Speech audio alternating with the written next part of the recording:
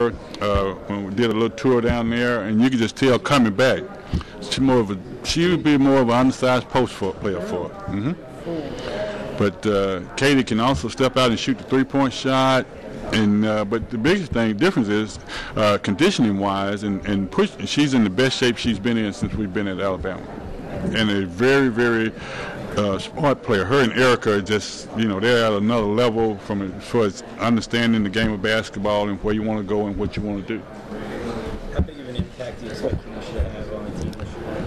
Well, I think she's going to have a really big impact. I don't think we're going to overload her with too much pressure that she's got to be the one. Somebody asked me today, well, will she start for you the first basketball game? Probably not. She needs to be brought in, and, we don't need to rush her into things, and she needs to relax and be a freshman college player, and I think, hopefully by the time we get to the SEC, that might be a different story. Talk about her recruitment. How did you guys come? Well, I mean, we recruited her. Ty Evans, who's on my staff, associate head coach, he was already in the program, and he's been recruiting her the whole time since he's been here at Alabama. And just the connection between, it's close enough to be at home. I mean, that's one of the things. Her mom and dad want to see her play, and we told her that the program was heading in the right direction and she could be a big impact. I think that was the big key in her mind. She wanted to have an impact in the program and not just necessarily be an also-ran, and we kind of felt that this would be a good fit for her, and I think she's excited about it. She had a knee injury in high school. How is she? She's 100% now, playing really well. With only 500 entries in the past 2 seasons, what about what she saw when she came to Okay, when you say 5 conference wins over the past 2 seasons, let's put them in order. 1 the first year, 4 last year. That's progress. So that's what she saw. So I mean, you need to, when you pose that question that way, let's put it in order how it happened. Now, our first year that we took over, we won 1 conference game. Last year we won 4. We won 2 on the road. That was some milestones all throughout last season. And in the SEC tournament, we felt like we had a chance to beat Georgia in the game that we played. And so the steps that we made, and we felt like we had other chances to win games in the SEC. So the steps that we made toward and talking to Kenesha and everybody that we were recruiting, we're heading in the right direction. And I think that all the people that we recruited bought into that idea that we are heading in the right direction, and they wanted to be a part of maybe building the program. And that's where we looked at that. How does landing a player like Kenesha help you in recruiting that? It's been one of those things that, we knew it would really help us, but we didn't know how much because, when you get a McDonald All-American, there are other McDonald All-Americans that will be also looking at, they got Horn over there. And so I think this recruiting class that we're going to have this year coming up that we can't talk about right now will be a reflection of some of the players that had played with her and know about her, and some of the people that are coming in thinking, okay, well, if you can recruit her and she want to buy into what Alabama's trying to do, then, hey, it might not be a bad place for me to go. With what you said about not putting too much on Horn, how do you try to maintain the level of progress that you made, but not putting too much pressure on one person or one group of kids to transform?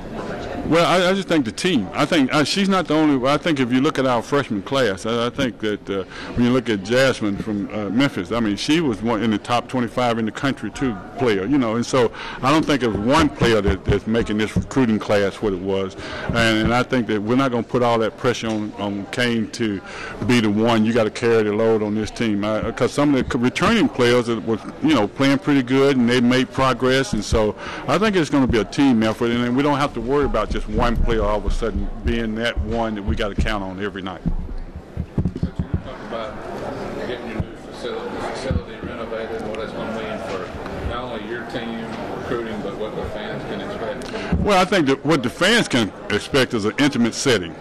You're going to be right there on the court. The way that Coleman is, for our games, you still, even though they bring seats down on the floor, you're still away. But the way these seats are going to come down on the floor, you're going to be right out there and be able to reach out and touch. And the sound factor in Foster Auditorium is going to be good because if we get the right crowds in there, I think that's going to be real exciting and real good. But I think the biggest thing is that it's going to be a different experience. It's going to be a exciting home court experience, and if you're part of the intimacy that's there, I think you're going to really enjoy that part of it. When will you be We're going to get in there. I don't know exactly when, but we'll play in there this year. And we, you know, when we started this project, people would say, well, it's going to hurt you in recruiting. Everybody that we talked to and everybody we've recruited, we've told them about this project from day one, and they all understand, because when you start talking about home court advantage and an opportunity to win, that's what we all want. The players want that. We want it. And so do you want to play in a place that's probably too big for you to play in? Or do you want to have a home court advantage to try to help you win? It's simple. That's a simple equation, and it hadn't hurt us. As a matter of fact, I guess what's interesting about that, people recruiting against us initially was telling people, yeah, well, they're going to go into this place, and we were already telling kids, and so kids would come back. When we would talk to them, and they would say, well, so and so said, you know, y'all, we're going to play in this particular building. Well, we have renderings of all the places that was going to be in this place, and so it's never been a negative about moving into a smaller venue to help with the home court advantage. Do you know what the seating is roughly? I think roughly it's between 3,500 and 3,000. I don't know the exact seats. I was in there today, but you know, the reason why I say that, because upstairs in the arena it's going to be bleacher seating, so I'm quite sure we can squeeze probably a little bit more in there than we could down in the bottom. What's the field of college you're on? Well, it's going to be women's basketball and volleyball, and we're going to have all of the bells and whistles, our own training room, our own weight room, our own video room. So from that standpoint, we're going to walk into Foster Auditorium as a women's basketball player, and this is your place. And the dressing room situation is going to be really nice. And like I said, I was in there today, and they were sanding the floors, and they were getting ready to put some other things up in there, and I was just like, okay, I'm ready to go to the SEC Media Day. Good. What's so special about coaching at Alabama? Well, for me, because I played at Alabama, so I think that's really special for me to also be back and to take over a program that has been successful before in the past, and with the passion that I think that it was going to take and it has taken to try to revitalize this program. I think you got to have more than just it's a job attitude, and I think from my standpoint, it's been more than a job, because I want all the programs at Alabama to be successful and to have an opportunity to maybe affect that. It's been just exciting. This year has been exciting. Our practices have been exciting, and we're moving in the right direction. We've made steps over the last 2 years, and we're moving in the right direction. What would you say is your favorite tradition on the men's or the women's side of it in Alabama basketball? Favorite tradition? For Alabama basketball. I think that both programs. I was a part of the men's program as a player and a coach at one point. Now I'm a part of the women's program. But both programs have been successful in the past and been awfully successful. The women, we went to the Final Four. Nobody even noted that banner. We have that banner. Well, they're going to know about it in Foster, because we're going to put that banner up in Foster.